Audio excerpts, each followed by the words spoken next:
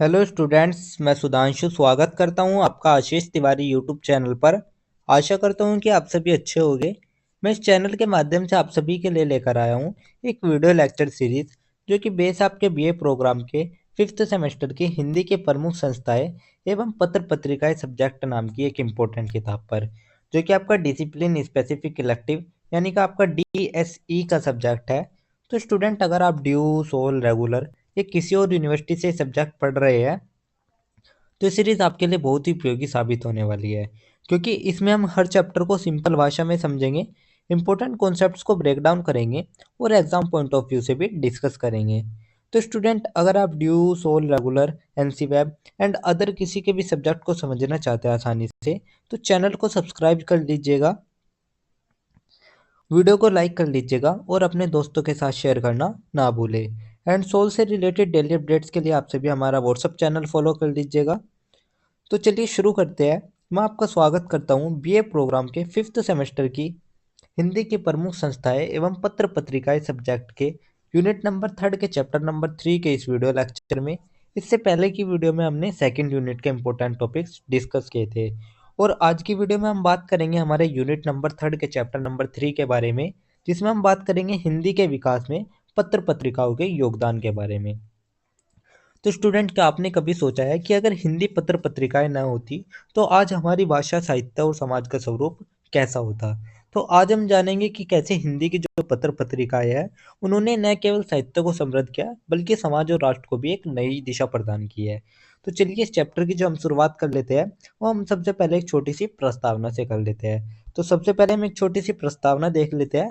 प्रस्तावना में हम देखेंगे हिंदी भाषा और साहित्य के विकास में पत्र पत्रिकाओं ने महत्वपूर्ण भूमिका निभाई। इन्होंने सामाजिक सुधार, राष्ट्र जागरण, साहित्यिक रचनाओं के प्रकाशन और जन जागरण का कार्य किया। तो स्टूडेंट, जो हिंदी भाषा और साहित्य है उन दोनों के विकास में जो पत्र पत्रिकाएं की भूमिका है वो अत्यंत ही महत्वपूर्ण मानी जाती है, क्योंकि ये जो पत्र पत्रिकाएं थी ये सिर्फ खबरें देने का एक साधन नहीं थी, बल्कि इन्होंने सामाजिक सुधार, राष्ट्र जागरण और जो साहित्यिक नवजागरण है उन सभी की एक धड़कन के रूप में भी इसको देखा जाता था। 19वीं शताब्दी से लेकर आज तक पत्र पत्रिकाएं साहित्य और समाज के लिए प्रेरणा का स्रोत रही है। तो जो 19वीं सदी से आज तक का समय है इसमें जो पत्र पत्रिकाएं साहित्य और समाज है ये दोनों ही के लिए ही प्रेरणा का स्रोत बनी हुई है।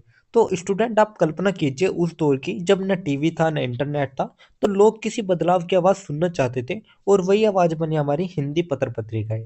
तो ये तो हमारी एक छोटी सी प्रस्तावना हो गई। प्रस्तावना के बाद जो हमारा नेक्स्ट टॉपिक आता है वो हमारा आता है आरंभिक पत्र। तो अब हम बात कर लेते हैं हमारे आरंभिक पत्र के बारे में, जो कि हमारा जो आरंभिक पत्र है वो हमारा उदंत मार्तंड नाम का आरंभिक पत्र है। तो यह हमारे हिंदी का पहला समाचार पत्र माना जाता है।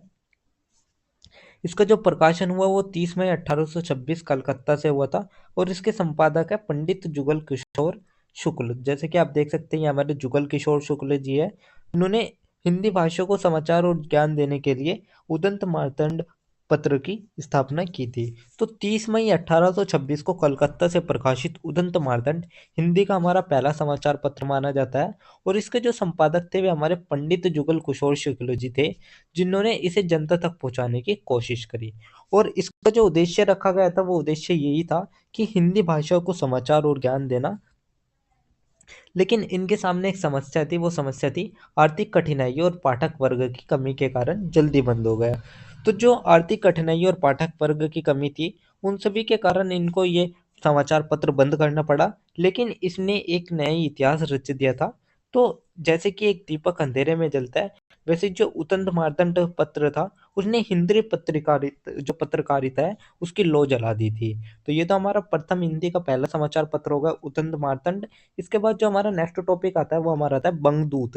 तो जो हमारा दूसरा पत्र आया वो हमारा बंगदूत आया और इसके जो संपादक किया गया था वो राजा राममोहन राय जी ने किया था। और ये हमारा बहुभाषी में आता था, जैसे कि बंगला, हिंदी, अंग्रेजी। और इसका उद्देश्य था समाज सुधार, शिक्षा का प्रसार, अंधविश्वासों का विरोध। तो स्टूडेंट, जो हमारा बंगदूत था तो ये बंगदूत हमारा एक बहुभाषी पत्र था, यानी कि इसमें बांग्ला, हिंदी और अंग्रेजी तीनों में ये हमारा बंगदूत पत्र आता था। और इसका जो उद्देश्य रखा गया था वो उद्देश्य रखा गया था समाज सुधार, शिक्षा का प्रसार और अंधविश्वासों इन सभी का विरोध करना। तो जो हमारे राजा राम मोहन राय जी थे, उन्होंने इसे समाज में परिवर्तन का एक हथियार बना लिया था। तो यही था हमारा बंगदूत। बंगदूत के बाद जो हमारा थर्ड पत्र आता है वो हमारा आता है समाचार सुधावर्षन। तो अब हम बात कर लेते हैं समाचार सुधावर्षन के बारे में। इसका जो प्रकाशन हुआ था वो 1854 में बनारस से हुआ था और इसके संपादक थे जय गोविंद मिश्र। तो जैसे कि आप देख सकते हैं ये हमारे जय गोविंद मिश्र जी है जो कि हमारे समाचार सुधावर्षन जी के संपादक है। इसका उद्देश्य था जनता को जागरूक करना, सामाजिक और राजनीतिक घटनाओं की जानकारी देना। तो स्टूडेंट बनारस से जब जय गोविंद मिश्र जी ने यह पत्र निकाला, तो इसका जो मकसद रखा गया था वो मकसद यही रखा था कि जनता को जागरूक किया जाए और जो सामाजिक राजनीतिक घटना है उनकी जानकारी उन तक पहुंच सके। तो इसे ही हिंदी पत्रकारिता के आरंभिक दौर का एक मजबूत स्तंभ भी माना जाता है। तो यही था हमारा समाचार सुधावर्षन। इसके बाद जो हमारा नेक्स्ट टॉपिक आता है, तो ये तो हमने कुछ प्रारंभिक पत्र देख लिए। अब इसके बाद जो हमारा नेक्स्ट टॉपिक आता है पत्रिकाएं का। अब हम कुछ हमारी साहित्यिक पत्रिकाएं के बारे में बात कर लेते हैं, जिसमें हमारी सबसे पहले आती है कवि वचन सुधा। तो इसके बारे में आपने बहुत बार पढ़ा भी होगा अपने 9 10th 11 12th में। तो इसका जो प्रकाशन हुआ था वो 1867 में बनारस से हुआ था और इसके जो संपादक है वे भारतेंदु हरिश्चंद्र है और उद्देश्य इसका रखा गया साहित्यिक चेतना और सामाजिक सुधार। तो स्टूडेंट भारतेंदु हरिश्चंद्र द्वारा संपादित जो ये पत्रिका थी, इसने साहित्यिक चेतना जगाई और जो सामाजिक सुधार का संदेश है वो हमारी जनता को दिया। तो इसलिए इसे आधुनिक हिंदी साहित्यिक पत्रिका की जो नींव है वो भी इसको कहा जाता है। तो यही थी हमारी कवि वचन सुधा।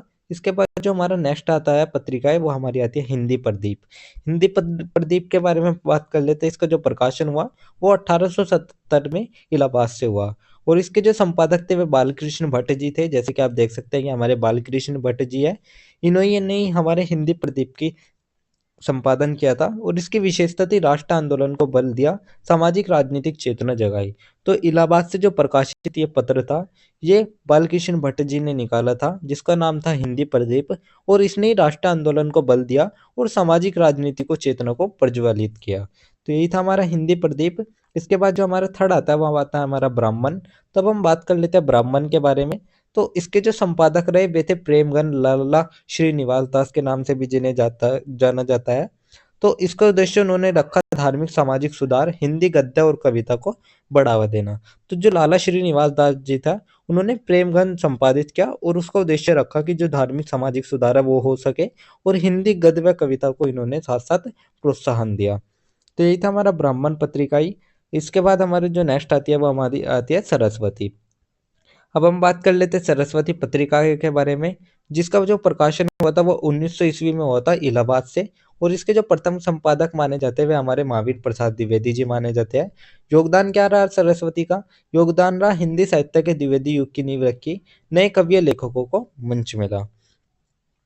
तो इलाहाबाद से जो प्रकाशित सरस्वती थे उसके जो संपादक थे वे आचार्य महावीर प्रसाद द्विवेदी जी थे और जो ये सरस्वती पत्रिका थी इसने द्विवेदी युग की नींव रखी और साथ ही नए कवि और लेखकों को एक मंच प्रदान किया।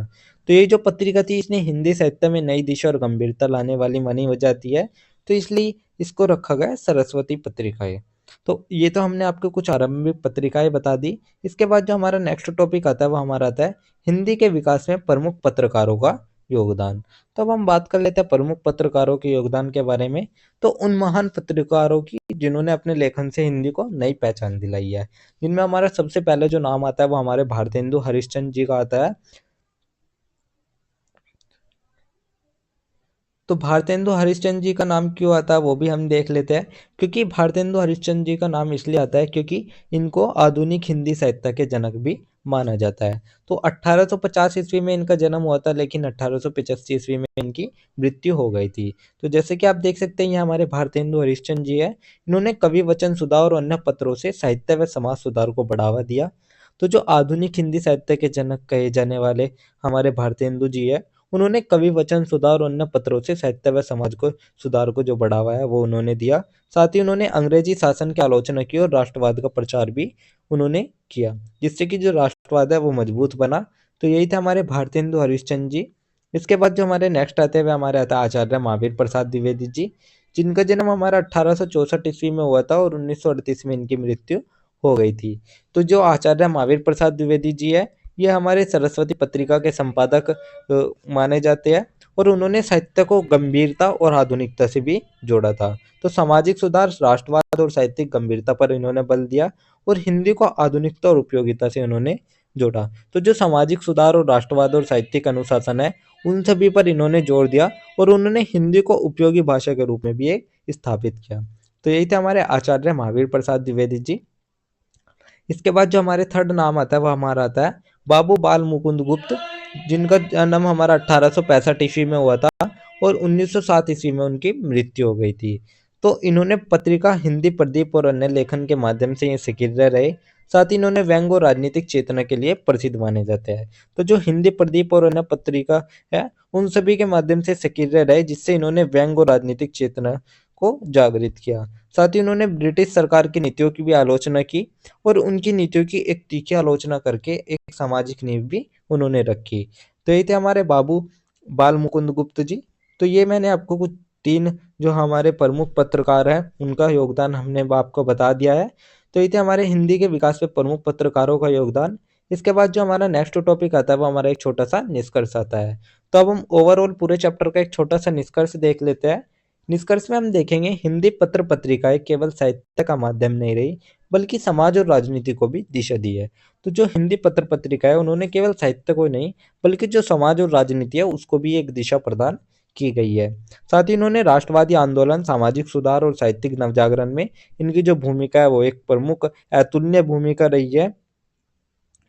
साथ ही इन्होंने भारतेंदु से लेकर द्विवेदी और बाल मुकुंद गुप्त तक पत्रकारिता ने हिंदी को एक राष्ट्रीय चेतना की भाषा भी बनाया है। तो स्टूडेंट, यही थी हिंदी के विकास में पत्र पत्रिकाओं की प्रेरक कहानी। तो स्टूडेंट, आप भी बताइएगा कि अगर जो हिंदी पत्र पत्रिका है वह हमारे इतिहास का गौरव है, तो आप भी हमारे कमेंट सेक्शन में ज़रूर बताइएगा। तो यही था हमारा एक छोटा सा निष्कर्ष, जिसके साथ हमारा यूनिट नंबर थर्ड का चैप्टर नंबर 3 कंप्लीट होता है और साथ ही हमारी यूनिट नंबर थर्ड भी कंप्लीट होती है, क्योंकि यूनिट नंबर थर्ड में हमारा केवल एक ही चैप्टर था, चैप्टर नंबर 3, जो कि मैंने आपको डिस्कस कर दिया है। तो यही थी हमारी थर्ड यूनिट, जिसके इंपॉर्टेंट टॉपिक्स मैंने आपको शॉर्ट में एक्सप्लेन कर दिए हैं। तो अगर किसी भी स्टूडेंट को ये पीडीएफ या नोट्स चाहिए होंगे, तो आप हमारा टेलीग्राम चैनल ज्वाइन कर लीजिएगा, वहाँ आपको ये पीडीएफ या नोट्स मिल जाएंगे। एंड अगर किसी भी स्टूडेंट का किसी भी तरह का कोई भी डाउट या किसी भी तरह की कोई भी क्वेरी होती है, तो आप हमारे कमेंट सेक्शन या इंस्टा पेज को फॉलो करके भी पूछ सकते हैं। डेली अपडेट्स के लिए आप सभी हमारा व्हाट्सअप चैनल फॉलो कर लीजिएगा और अगर आपको ये लेक्चर उपयोगी लगा तो वीडियो को लाइक करें, चैनल को सब्सक्राइब करें और अगले अध्याय के लिए तैयार रहिएगा, जहाँ हम बात करेंगे हमारी नेक्स्ट एवं लास्ट यूनिट के बारे में, यूनिट नंबर 4 के चैप्टर नंबर 4 के बारे में, जिसमें हम बात करेंगे स्वतंत्रोत्तर हिंदी पत्र पत्रिकाओं के बारे में। तो आप सभी का बहुत बहुत धन्यवाद। आपका दिन शुभ रहे।